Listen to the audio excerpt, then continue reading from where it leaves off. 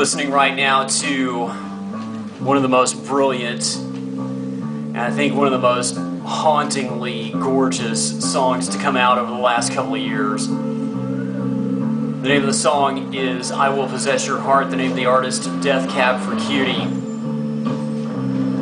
And, you know, I think I could listen to this intro. I think I could take this and just loop it over and over again and listen to it all day and all night and never get tired of it.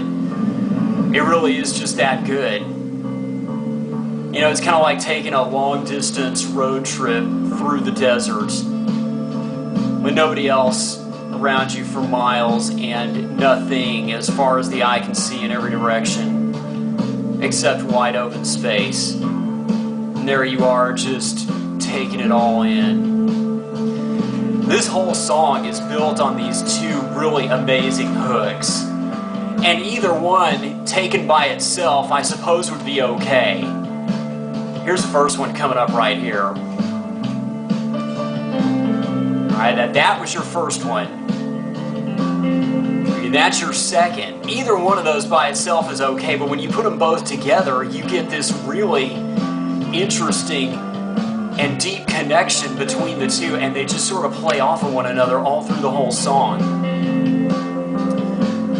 It occurs to me that with the advent of today's social media, with websites like YouTube, Facebook, Twitter, and I'm sure there are some others out there, it is taking the connectedness that we all share, one to another, all across this planet, and raising it to much higher levels. And as our awareness of this continues to expand, it really does raise it far beyond anything we could have ever even imagined.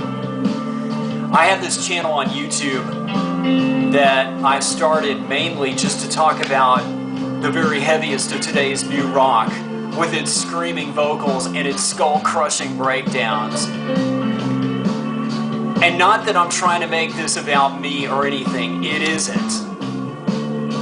But the thing is, I didn't really have any message in mind when I started this. I was just sort of putting my own thoughts out there.